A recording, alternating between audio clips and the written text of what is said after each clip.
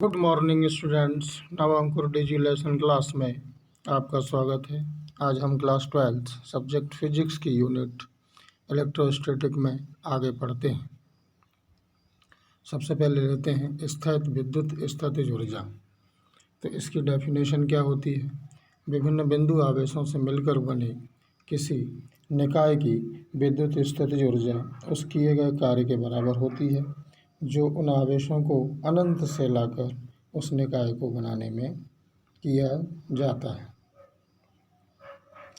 किसी एक बिंदु आवेश की स्थितिज ऊर्जा potential energy of a single charge, इसे निकालने के लिए एक छोटा सा फार्मूला होता है।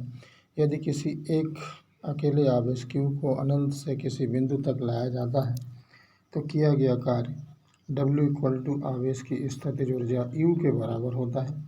क्योंकि किया गया कार्य जो होता है उसका फार्मूला होता है आवेश Q इंटू उस बिंदु पर विभव V, या U = Q इंटू V। यह किसी एक अकेले आवेश के कारण किसी बिंदु पर विद्युत स्थितिज ऊर्जा का फार्मूला या व्यंजक होता है। दो आवेशों के निकाय की स्थितिज ऊर्जा potential energy of a system of two charges. इसके लिए चित्र में हम देखते हैं, यहाँ पर एक दो आवेशों का एक सिस्टम है, निकाय है जिसके आवेश +Q1 और Q2 है। इनके बीच की डिस्टेंस R है। दो आवेशों के निकाय की स्थितिज ऊर्जा ज्ञात करने के लिए हम आवेश +Q2 को प्रारंभ में बिंदु B पर न लेकर अनंत पर मानते हैं तथा इसे अनंत से बिंदु B तक +Q1 आवेश के द्वारा उत्पन्न विद्युत क्षेत्र में लाने में किया गया कार्य निकालते हैं। वह कार्य ही स्थितिज ऊर्जा के बराबर होता है अर्थात U = आवेश Q2 इंटू एकांक आवेश को अनंत से बिंदु B तक लाने में किया गया कार्य, या U = Q2 इंटू आवेश +Q1 के कारण बिंदु B पर विभव। लेकिन आवेश +Q1 के कारण बिंदु B पर विभव होता है V = 1/4πε0 K Q1/R वोल्ट। यह निकाय की विद्युत स्थितिज ऊर्जा होगी U = Q2 into 1/4πε0 K Q1/R, या U = 1/4πε0 K Q1 Q2/R joule. यही दो आवेशों के निकाय की विद्युत स्थितिज ऊर्जा का व्यंजक होता है।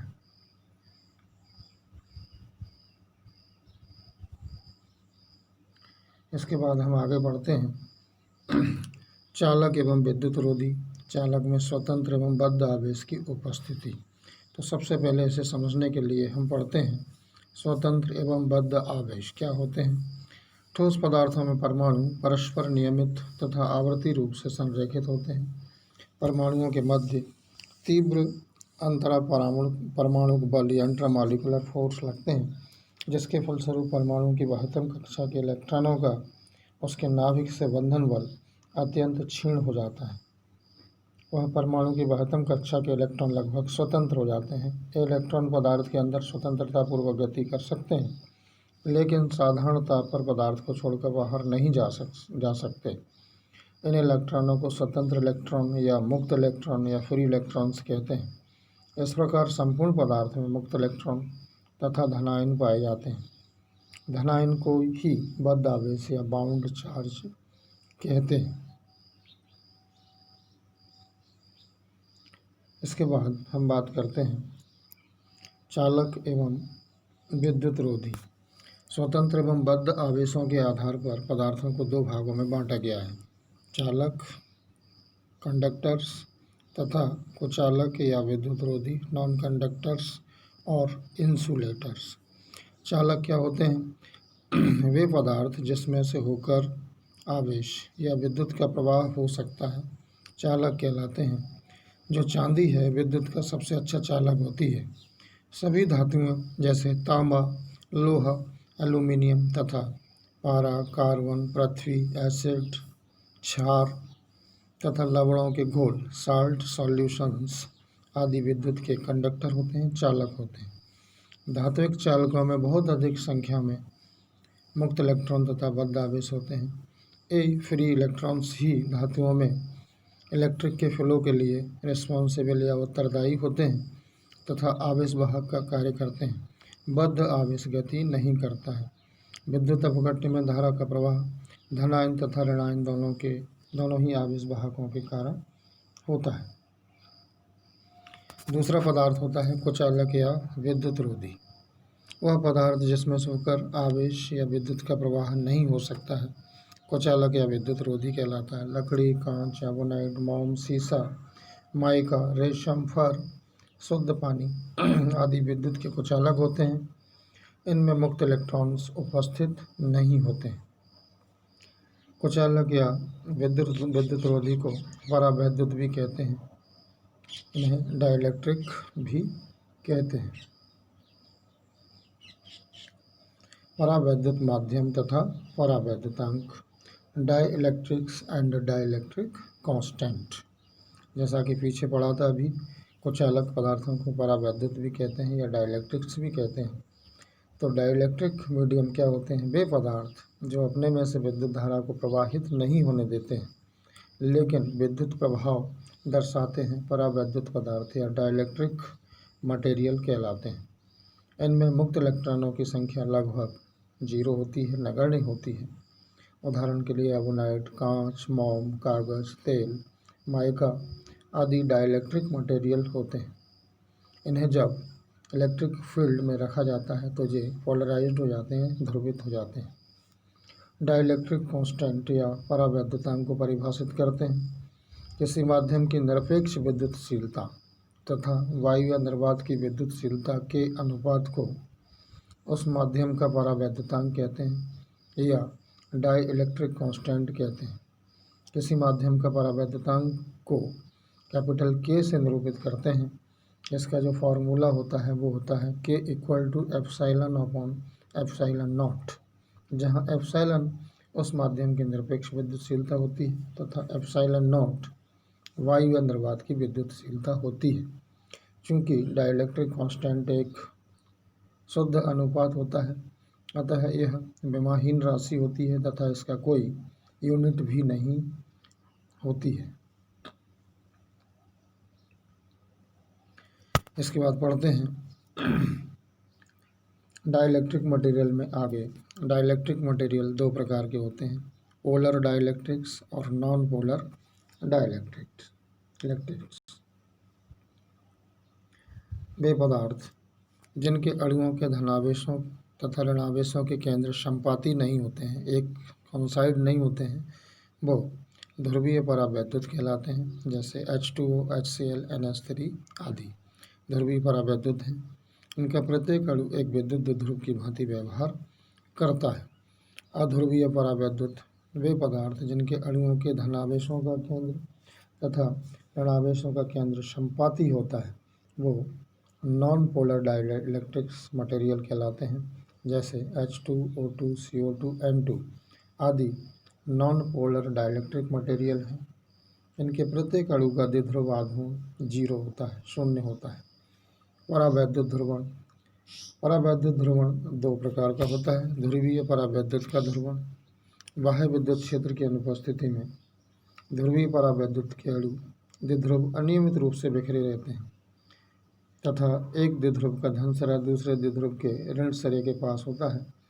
इस प्रकार पदार्थ का परिणामी द्विध्रुव आघूर्ण 0 होता है। जब किसी ध्रुवीय परावैद्युत को बाह्य विद्युत क्षेत्र में रखा जाता है तो उसके प्रत्येक अणु या द्विध्रुव पर बल आघूर्ण लगता है जो उसे बाह्य विद्युत क्षेत्र की दिशा में संरेखित करने की चेष्टा करता है। जैसे जैसे बाह्य विद्युत क्षेत्र की तीव्रता बढ़ती जाती है, अधिक से अधिक अणु द्विध्रुव बाह्य विद्युत क्षेत्र की दिशा में संरेखित होने लगते हैं। इसे डाइलेक्ट्रिक पोलराइजेशन या परावैद्युत ध्रुवण कहते हैं। अध्रुवीय परावैद्युत का ध्रुवण। जब अध्रुवीय परावैद्युत को बाह्य विद्युत क्षेत्र में रखा जाता है तो धनावेशों का केंद्र विद्युत क्षेत्र की दिशा में तथा ऋणावेशों का केंद्र विद्युत क्षेत्र की दिशा के विपरीत थोड़ा सा डिस्प्लेस हो जाता है, जिससे प्रत्येक अणु में कुछ द्विध्रुव आघूर्ण प्रेरित हो जाता है। इसे अध्रुवीय परावैद्युत का ध्रुवण कहते हैं। चालक की धारिता। हम जानते हैं कि चालक का विभव उसे दिए गए आवेश के अनुक्रमानुपाती होता है।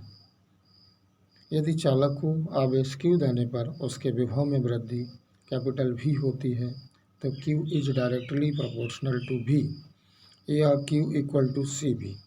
यहाँ एक C एक कांस्टेंट है जिसे चालक की धारिता या कैपेसिटी कहते हैं, अर्थात चालक की धारिता C इक्वल टू होती है Q अपॉन V, चालक को दिया गया आवेश बटे चालक के विभव में वृद्धि।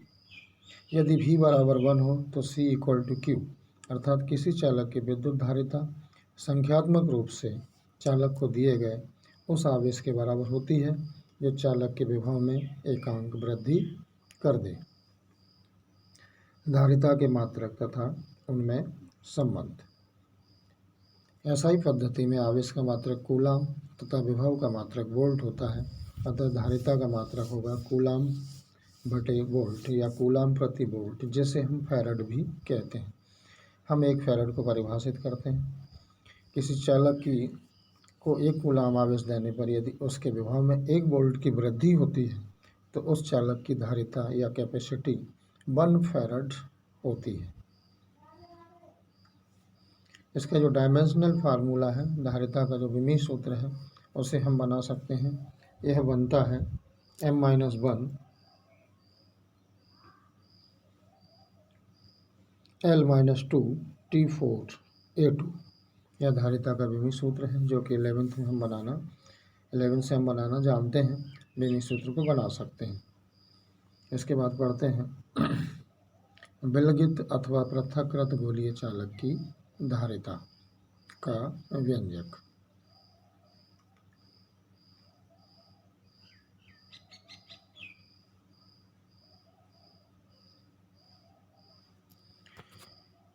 तो सबसे पहले डायग्राम में देखते हैं। यहाँ पर A एक विलगित गोलीय चालक है जिसे +Q आवेश दिया गया है।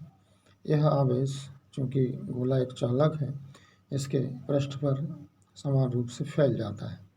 गोले का केंद्र O तथा त्रिज्या R है।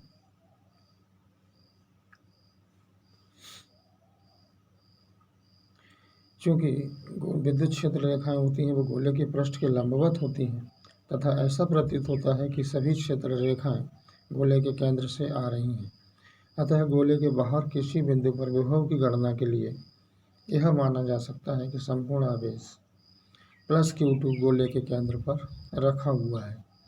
अतः गोले के पृष्ठ पर स्थित किसी बिंदु पर विभव भी होगा 1/4πε0 K Q/R वोल्ट। अतः सूत्र से गोले की धारिता C इक्वल टू होगी Q/V। यहाँ V की हम वैल्यू रखेंगे तो हमें मिलेगा C equal to Q/4πε0 K R। इसे हल करेंगे तो हो जाएगा C equal to 4πε0 K R farad.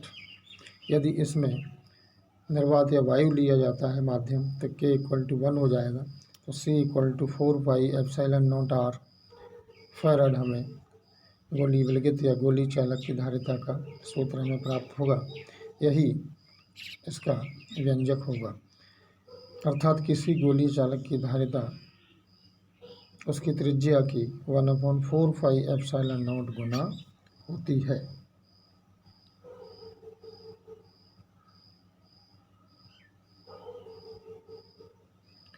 किसी चालक की धारिता को प्रभावित करने वाले कारक। किसी चालक की धारिता को निम्नलिखित कारक प्रभावित करते हैं। सूत्र C/Q/V से देख सकते हैं। C इक्वल टू Q/V से देख सकते हैं। नंबर 1, चालक के आकार पर। चालक का आकार बढ़ाने से उसका विभव घट जाता है, अतः उसकी धारिता बढ़ जाती है। दूसरा है आवेशित चालक के समीप किसी अन्य चालक की उपस्थिति। जब आवेशित चालक के समीप अन्य चालक जब उपस्थित होता है तो उसका विभव घट जाता है, अतः formula C equal to Q/V से जो कैपेसिटी है वो बढ़ जाती है। चालक के चारों ओर के माध्यम चालक के चारों ओर वायु के स्थान पर यदि कैपिटल के परावैद्युतांक को चालक माध्यम लिया जाए तो धारिता के गुनी हो जाती है वायु की तुलना में, अर्थात धारिता बढ़ जाती है। इसके बाद बात करते हैं संधारित्र का सिद्धांत, प्रिंसिपल ऑफ कंडेंसर। संधारित्र क्या होते हैं, कंडेंसर क्या होते हैं? वह डिवाइस जिसमें चालक के आकार में वृद्धि किए बिना उसकी धारिता को बढ़ाया जाता है, अर्थात जो कंडेंसर होते हैं वो विद्युत ऊर्जा या चार्ज को संचित करने का साधन होते हैं, उन्हें इकट्ठा करने के साधन होते हैं। इसका जो प्रिंसिपल है उसे हम पढ़ सकते हैं, सूत्र C/Q से यदि किसी भी तरीके से विभव को घटा दिया जाए तो किसी भी कंडेंसर को और अधिक आवेश दिया जा सकता है, अर्थात उसकी धारिता बढ़ाई जा सकती है। इसके लिए दो चालक प्लेटें ली जाती हैं, इसमें से एक प्लेट ए को धनावेशित रखा जाता है तथा दूसरी अनावेशित चालक बी को रखने पर चालक बी के चालक ए की ओर वाले पृष्ठ पर ऋणावेश तथा दूसरी ओर धनावेश प्रेरित हो जाते हैं। अब यदि चालक बी को अर्थ से जोड़ दिया जाए तो पृथ्वी से जो इलेक्ट्रॉन आते हैं बी पर वो इसके धनावेश को नष्ट कर देते हैं तथा इसका ऋणावेश चालक ए के धनावेश से जुड़ जाता है या बद्ध रहता है, जिससे दोनों चालकों के बीच विभवांतर घट जाता है। इस प्रकार सूत्र C/Q/V से चालक की धारिता बढ़ जाती है। जैसा कि चित्र में देखते हैं यहाँ पे, यहाँ कंडेंसर में दो प्लेटें ए और बी होती हैं। प्लेट ए को +Q आवेश दिया जाता है, अतः प्लेट बी के आंतरिक सतह पर प्रेरण के कारण माइनस आवेश प्रेरित हो जाता है तथा बाह्य सतह पर प्लस आवेश प्रेरित होता है। जब प्लेट बी को पृथ्वी से जोड़ दिया जाता है तो पृथ्वी से आने वाले इलेक्ट्रॉन इसके धन आवेशों को निष्फल कर देते हैं। इस प्रकार प्लेट बी पर केवल ऋण आवेश शेष रह जाता है, जिसकी वजह से प्लेट ए का विभव कम हो जाता है। अतः सूत्र C/Q/V से संधारित्र की धारिता बढ़ जाती है। संधारित्र की धारिता के फार्मूले को समझते हैं। माना संधारित्र की दो चालक प्लेटों को ए और बी को कुछ दूरी पर रखा गया है, इनमें से प्लेट ए आवेशित है तथा दूसरी प्लेट बी अर्थ से जुड़ी हुई है। प्लेट को संधारित्र की प्लेट ए को आवेश +Q देने पर उसका विभव V1 हो जाता है तथा प्लेट बी पर प्रेरण द्वारा आवेश -Q उत्पन्न हो जाता है, जिससे उसका विभव V2 हो जाता है। अतः संधारित्र की प्लेटों के मध्य विभवांतर होगा V1 - V2 तथा संधारित्र की प्लेटों पर जो चार्ज होगा वो Q होगा। अतः संधारित्र की धारिता C होगी Q/V1 - V2। यदि V1 - V2 को 1 मान लिया जाए तो यहाँ पर हमें मिलता है C/Q, अर्थात किसी संधारित्र की धारिता वह आवेश है जो संधारित्र की एक प्लेट को देने पर दोनों प्लेटों के मध्य एकांक विभवांतर उत्पन्न कर देता है। इस प्रकार संधारित्र की धारिता को हम परिभाषित कर सकते हैं। इसके बाद हम पढ़ते हैं समांतर प्लेट संधारित्र के व्यंजक के बारे में, धारिता के व्यंजक के बारे में तथा उसकी धारिता को बढ़ाने के उपाय के बारे में। सबसे पहले इसके कंस्ट्रक्शन के बारे में पढ़ते हैं। समांतर प्लेट संधारित्र में दो प्लेटें ए और बी होती हैं। प्लेट ए को +Q आवेश दिया जाता है तथा प्लेट बी को पृथ्वी से जोड़ दिया जाता है। इन दोनों प्लेटों के मध्य कोई परावैद्युत माध्यम भर दिया जाता है जिसका परावैद्युतांक K होता है। माना संधारित्र की प्रत्येक प्लेट पर आवेश का जो पृष्ठ घनत्व है सिग्मा है आवेश/क्षेत्रफल Q/A। हम जानते हैं कि संधारित्र की प्लेटों के मध्य किसी बिंदु पर विद्युत क्षेत्र की तीव्रता होती है वेक्टर E1 = σ/2K ε0 तथा बिंदु P पर प्लेट बी के कारण जो विद्युत क्षेत्र होगा वो होगा E2 = σ/2K ε0। चूँकि विद्युत क्षेत्र E1 व E2 समान दिशा में है, अतः बिंदु P पर जो तीव्रता होगी वो होगी vector e equal to sigma upon epsilon naught k. यहाँ सिग्मा की वैल्यू रखेंगे तो हमें प्राप्त होगी Q upon K epsilon naught ए, प्लेट ए से प्लेट बी की ओर। दोनों प्लेटों के मध्य विभवांतर इक्वल टू होगा विद्युत क्षेत्र की तीव्रता इंटू दोनों प्लेटों के बीच की दूरी। V A minus we B equal to E into D equal to Q D upon K epsilon naught A. संधारित्र की धारिता C इक्वल टू होगी Q upon V A minus we B equal to Q upon Q D upon K epsilon naught A. C equal to K epsilon naught A upon D farad. इस प्रकार यह समांतर plate संधारित्र की धारिता का व्यंजक होगा। यदि हम यहाँ पर दोनों प्लेटों के मध्य परावैद्युत माध्यम न लेकर वायु अंतर्वात लेते हैं तो यहाँ K की वैल्यू हो जाएगी 1। उस कंडीशन में यहाँ समांतर प्लेट संधारित्र की धारिता का जो व्यंजक होगा वो होगा C equal to epsilon naught A upon D farad.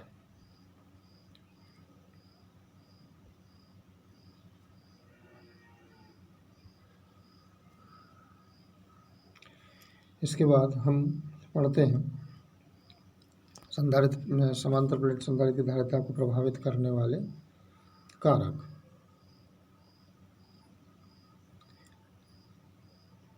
समांतर प्लेट संधारित्र की धारिता को बढ़ाने के लिए आवश्यक है कि दोनों प्लेटों के बीच परावैद्युत माध्यम के का मान अधिक होना चाहिए, प्लेटों का क्षेत्रफल A अधिक होना चाहिए तथा प्लेटों के बीच की दूरी स्मॉल d कम होना चाहिए। इसके बाद हम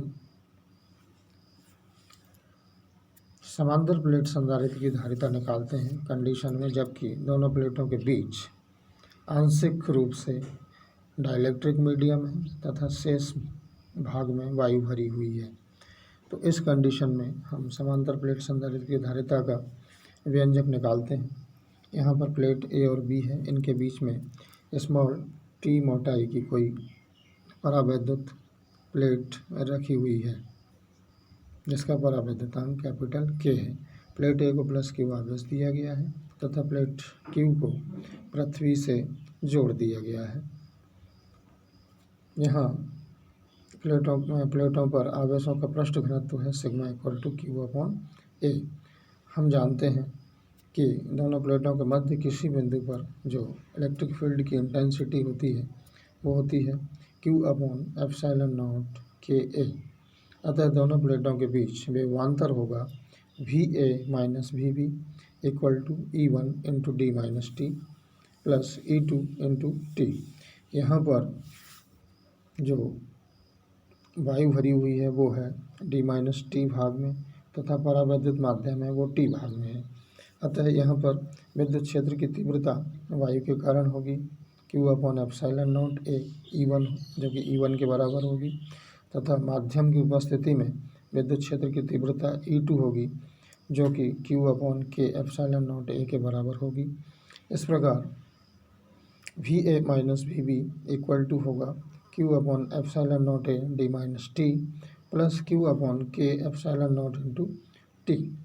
इस प्रकार हम दोनों प्लेटों के मध्य विभवांतर निकालते हैं, इसे आगे हल करते हैं तो यह प्राप्त होता है Q upon epsilon naught A bracket में डी माइनस टी फिर ब्रैकेट में 1 माइनस 1 अपॉन के ब्रैकेट क्लोज। इसको अतः ये समांतर प्लेट की संधारित्र की धारिता होगी कंडीशनल। उस कंडीशन में संधारित्र की धारिता C बराबर Q upon V A minus we B या क्यू इक्वल टू यहाँ पर V A minus we B की वैल्यू रखेंगे तो हमें मिलता है Q upon epsilon naught A bracket में D minus T 1 minus 1 upon K या C equal to epsilon naught A D minus T bracket में 1 माइनस 1 अपॉन के। यही समांतर प्लेट संधारित्र की धारिता का व्यंजक होगा जबकि दोनों प्लेटों के बीच आंशिक रूप से परावैद्युत माध्यम तथा शेष वायु है। Thank you. आज के डिजिलेशन में इतना ही। इसके आगे का नेक्स्ट चैप्टर में। Thank you.